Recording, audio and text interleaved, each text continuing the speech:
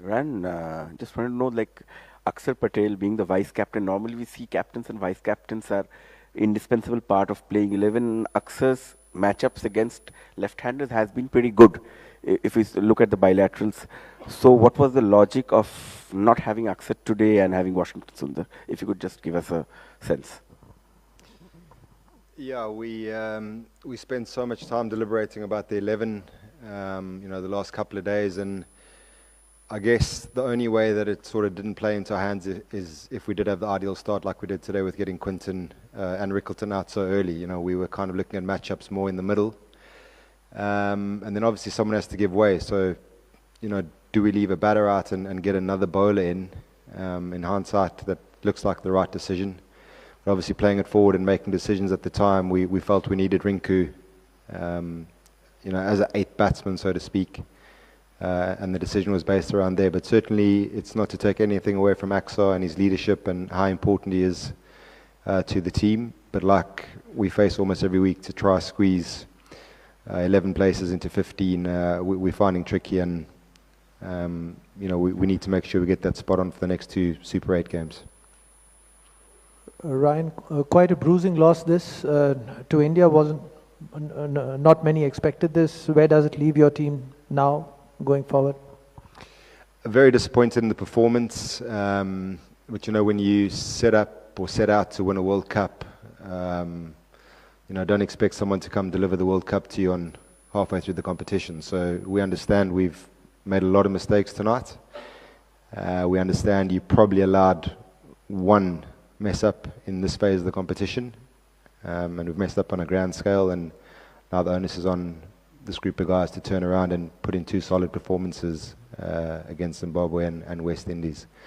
Obviously, with the way the group goes, you need at least 4 points to get through now, and it's going to need two big performances and a big bounce back from everyone involved. Tendo, Washi plays for the local IPL franchisee, and he was not a regular for his team.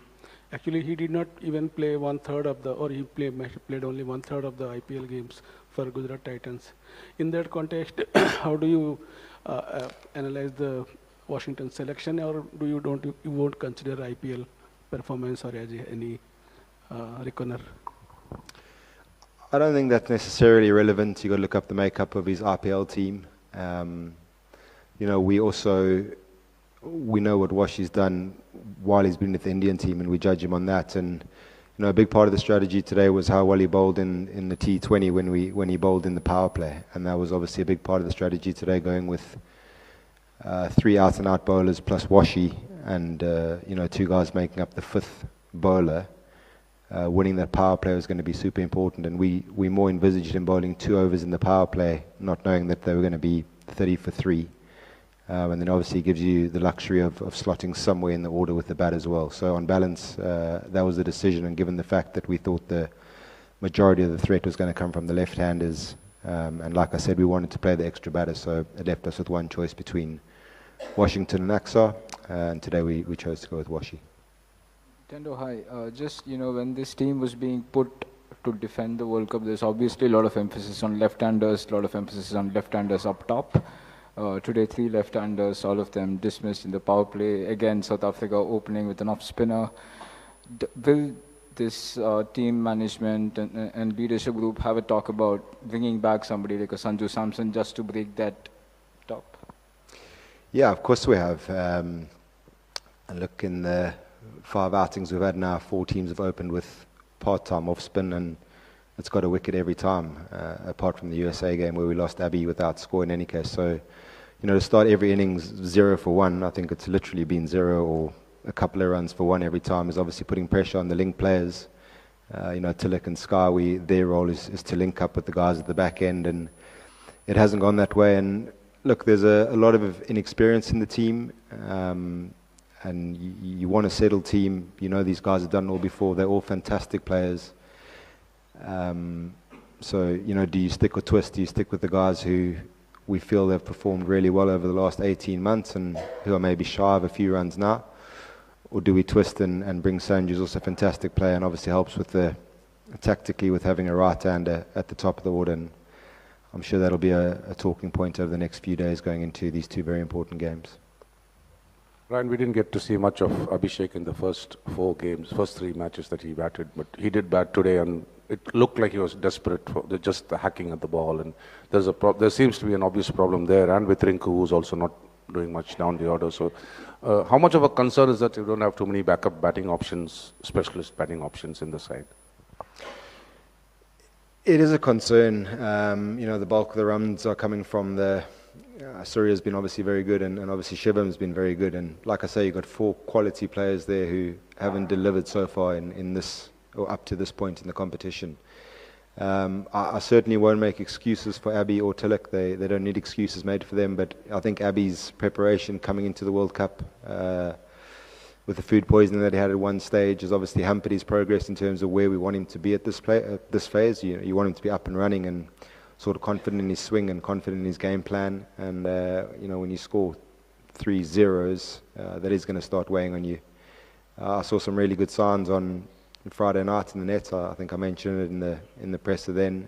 But he looks a little bit short, and our job as the coaching staff is to pull that right. We've got 4 days to do that.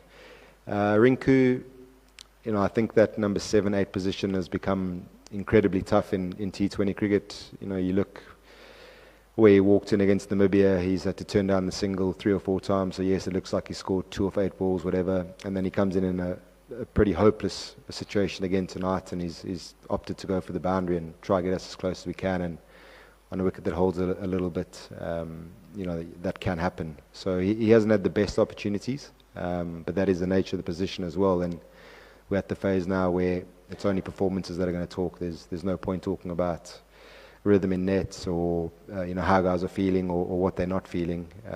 It's time to pull our sleeves up and get performances out of all the players, and like I just said there, that's the challenge for the staff along with the players now, to regroup and put in a big effort leading up to the next game against Zimbabwe. Right. Just an extension of this Akshar and the Washington thing. How difficult is it to leave out a vice captain? You left out Shubman Gill. Obviously, you took a hard call here.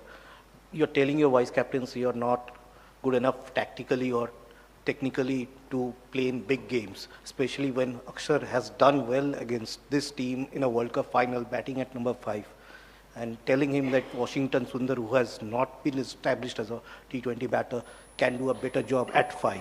How big a call was that? I don't think it's as straightforward as that. Like I alluded to earlier, in our analysis, we thought the biggest threat was going to come from Quinton and Ryan Rickleton and David Miller. And when you can only choose one of the two, we thought someone who can bowl in the power play, like I mentioned. Aksa obviously occasionally bowls in the power play, but we feel we've got Washi to a point where he's found a way of being effective in the power play. And he obviously didn't bowl in the power play tonight, so it looks like we've purely gone on who's going to bowl through the middle, in which case you would choose Aksa. But the strategy was around that. And I think in a tournament like this, you want or you expect all players to understand that with the best intentions, we're trying to pick the best 11 to win the game. And I hope Aksa takes in the same spirit as well. Yeah, again, I think if either of them had played it, it would have been the same role. If we're a couple down, we've tended to use those guys as a sort of standard operating procedure where you try extend the link before you get to Hardek and Shivam. And if Aksa had played in that team today, he would have walked in the same position at whatever we were, 20 for 3. Ryan, when Team India gets back to the drawing board, what are the 3 big areas that you will look into right now? Why does it have to be 3? Look, I've sort of banged the drum about it, but I think the biggest challenge to us is finding a way to play on wickets that are not typical to what we're playing on. And again tonight, to have that strangle on South Africa, 30 for 3, whatever they were, and then to sort of adopt a defensive bowling strategy. Again, I thought that was a missed trick where you sum up the conditions and you say, look, if you bang length on this pitch, it's pretty hard to score. And same with the bat. There was obviously a bit of hold in the wicket, and when you lose Ishan in the first over, and you've got 3 quality seamers like they do. I think again it needs a little bit of assessment and application, and it's a fine line between pulling the reins and stopping guys from playing the way they play. But I think it's come to the point now where the intervention of saying, guys, there's different ways to go about a chase. So even setting a score, and like I say, we've spoken about it a lot, but we haven't implemented it across the board, and I think that's cost us in some of the performances with the bat so far. How's it, Ryan? You touched a little bit on the batting approach, but it's not often we see an Indian side that kind of so tied down by a bowling attack. And South Africa have played here a lot, so they kind of know what to do, but they haven't played on a black soil pitch yet. What did you think their bowlers did that made it so difficult to score? Yeah, I think they just held length really well. Certainly not to single anyone out, but the first boundary we conceded was to Rickleton, was banged into the pitch at his right shoulder, and that looked like an easy scoring shot, and the second boundary was a full toss, and in between there wasn't much, which was an indication that if you held the pitch, we felt it was a little bit skiddy and a little bit stoppy, a little bit too paced for the seamers, and I thought South Africa did that very well. Obviously, Lungi's the point of difference there with the slower balls really full. Again, we've spent so much time this week on sort of planning for that, and credit to him, despite all the planning and the game plans around that, he's certainly very deceptive and very difficult to execute against. But by and large, I thought the 3 seamers held their lengths really well, and didn't allow us to free our arms and didn't allow us any easy boundaries, and that was probably the difference today between the 2 teams. Yeah, right. India have had 2 bad top order collapses against USA and against South Africa today, and also you touched upon how India has been losing 1 wicket in the very first over in 3 games. So is it reaching a matter of concern now to the management with this wickets, losing a lot of wickets in the power play and at the early on itself? Look, it's certainly not panic stations, and the sort of blueprint or the recipe so far for being successful is not the right word, but by being consistent with the batting is that we have got out the blocks really quickly. And Abby's obviously a point of difference, and so is Ishan now that he's come into the team. So if those guys bat for 6 overs, the score is going to be 70 plus, and you can do that on really good wickets. So can we get them to temper the way they're playing and be a little bit smarter about their approach, or do we just let them go on the way they are, or do we bring in a right hand at the top as well and make a change somewhere in the middle? Those for me, those are the 3 options we have, and we'll be deliberating that in the next few days and putting our best 11 out to come Chennai in a couple of days.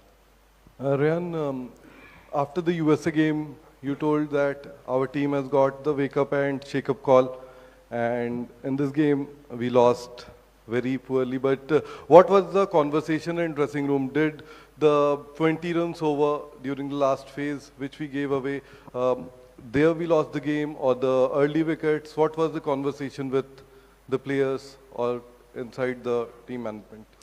We haven't had a chance to talk to the players yet. I've been whisked across just straight away. But no, you want to be very careful when you're apportioning blame. So I'll go back to the things I said earlier, is assessing and a few key moments. 2 no balls in an important game like this. If you do the maths now quickly, that's 14 runs, which is sort of 8% of the runs given away before you've even bowled the ball. And then look, with the last over, Hardik bowling with 4 fielders out is always going to be a challenge. So we did look at Bumrah bowling 20 and Hardik bowling 19. That could have been a tactical thing that we might have done. So I think it's all these small things put together, and as a group we'll take responsibility for that. And I think against good teams and at the pressure point of the tournament, unfortunately you have to get majority of those small decisions right, and we missed a few tonight. Thank you.